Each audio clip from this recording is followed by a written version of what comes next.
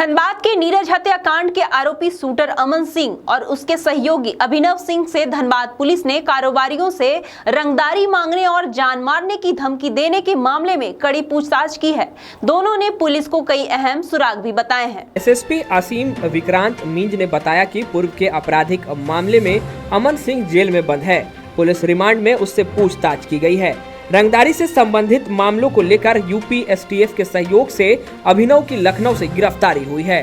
अमन सिंह के लिए अभिनव जेल के बाहर काम किया करता था। अमन के लिए वह रंगदारी वसूलने का काम किया करता था। किन किन लोगों से उसे रंगदारी में सपोर्ट मिलता था, इस बात का भी खुलासा अभिनव ने किया है।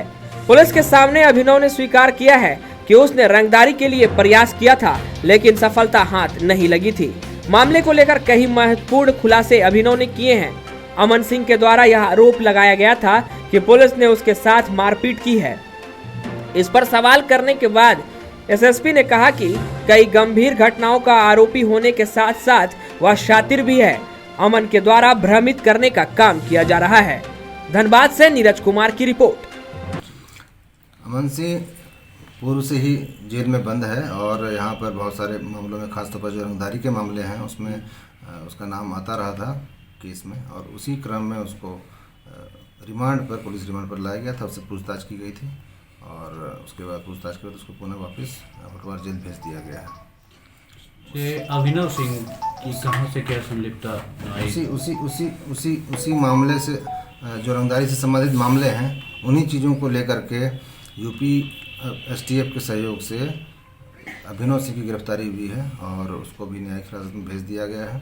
अभिनव सिंह बेसिकली अमन सिंह के लिए बाहर रह करके बहुत सारी चीज़ों को लाइन अप करना, संगठित करना और अलग अलग तरीके से पैसे की वसूली करना, इन सब चीज़ों में वो शामिल था। यहाँ पर उसने स्वीकार भी किया है कि वो धनबाद आया था और एक आध घटना में उसने प्रयास भी किया था, जबकि उसको सफलता नहीं मिली। तो बहुत सारे उसने इंपॉर्टेंट चीज़ों के बारे में बताया है और दोनों ही रंगदारी के जो संबंधित मामले चल रहे हैं, उससे संबंधित मामलों में उनकी गिरफ्तारी हुई है। ये कोयला कारोबारियों को जो धमकी देने का मामला आ रहा था, उसमें भी अभिनव की नाम आ रही है और राजेश गुप्ता के घर बमबाजी का भी। जितने भी रंगदारी के मामले हैं धनबाद के जो अमन सिंह से जुड़े हुए हैं, उसमें ये दोनों, अमन सिंह के अलावा अभिनव सिंह भी शामिल है और उन लोगों का जेल के बाहर में जो बहुत सारे कामकाज हैं उसको देखता था। कौन कौन लोग यहाँ पर उसके साथ थे, जो घटनाएं करने में उसने कौन कौन से तरीके अपनाए, कहाँ पर रहता था, किन लोगों के द्वारा उसको यहाँ पर लोकल सपोर्ट मिलता था, उन सारी चीज़ों के बारे में उसने जानकारी दी है। हम अनुसंधान कर रहे हैं, आगे फर्दर जो भी जानकारी आएगी फर्दर उस पर कार्रवाई करेंगे। धनबाद पुलिस की कितनी बड़ी उपलब्धि है सर ये धनबाद पुलिस के लिए बड़ी उपलब्धि है, चूँकि ये बेसिकली पुलिस मुख्यालय के माध्यम से हम लोगों को सहयोग मिला है और पुलिस मुख्यालय के निर्देश में जो हम लोगों को इनपुट्स दिए गए, उस पर धनबाद पुलिस ने कार्रवाई की है और उसके आधार पर अभिनव सिंह की गिरफ्तारी हुई है। और उसमें हम लोगों को जो भी जानकारियाँ मिली हैं उससे काफ़ी कुछ चीज़ें क्लियर हो चुकी हैं और उससे निश्चित रूप से जो पिछले दिनों रंगदारी और इसकी जो फ़ोन की घटनाएँ हो रही थी उसको विराम लगेगा।